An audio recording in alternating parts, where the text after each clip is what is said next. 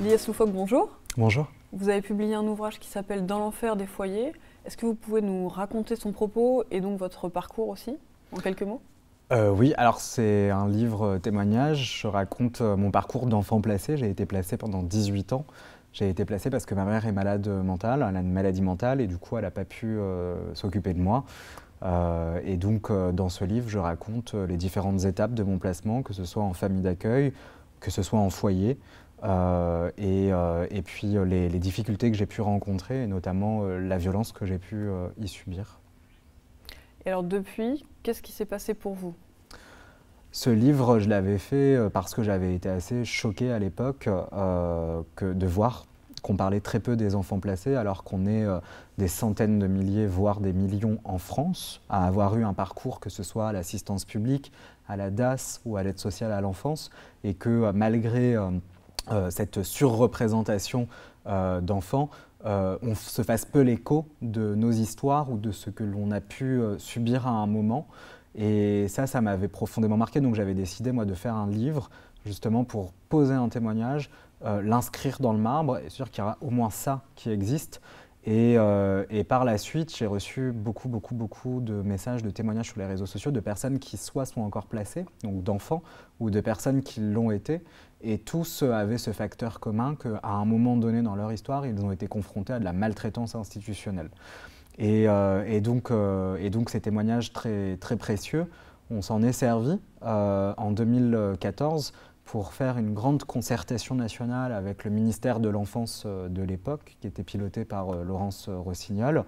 Et ça aboutit sur une loi, la loi du 14 mars 2016 sur la protection de l'enfance, qui fixe des droits supplémentaires pour les enfants placés et des garde-fous, notamment en matière de sécurité et de contrôle, pour prévenir les violences institutionnelles.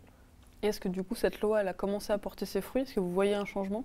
C'est très compliqué à dire parce que cette politique publique, on l'a dit tout à l'heure durant les débats, elle est décentralisée.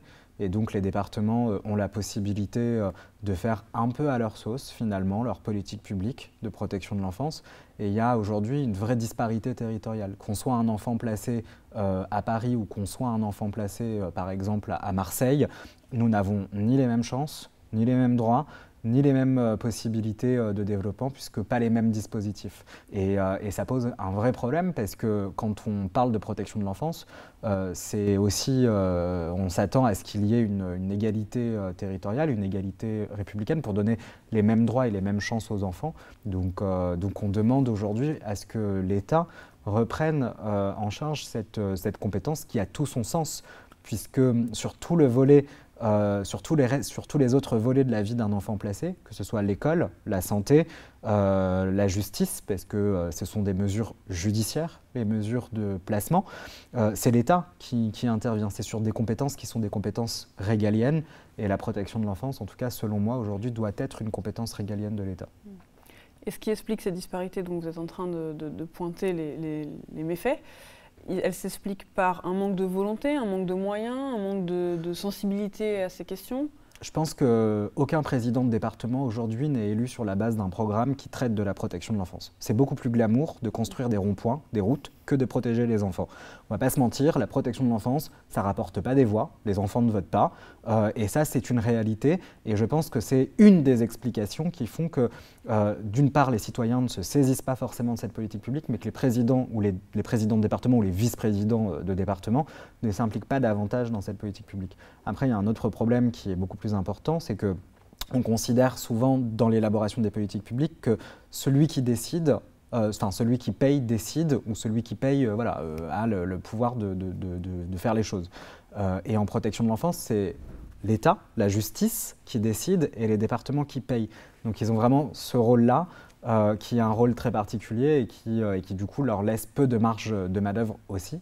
Donc voilà, je pense que ça s'explique pour plein de raisons, mais je pense celle qui est la plus palpable et la plus comment dirais-je, prégnante, c'est tout simplement que les gens ne s'intéressent pas forcément à la protection de l'enfance.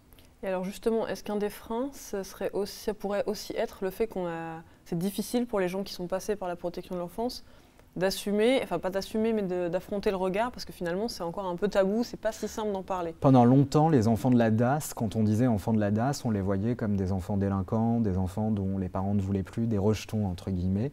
À l'assistance publique, c'était pareil. Et aujourd'hui, on peut quand même se féliciter qu'il y a un mouvement de libération de la parole des personnes qui sont concernées, des enfants placés. On le voit sur les réseaux sociaux. Il y a de plus en plus de témoignages de personnes qui ont été placées, qui brisent cette omerta justement et qui contribuent à briser aussi la stigmatisation dont on a été victime pendant des années.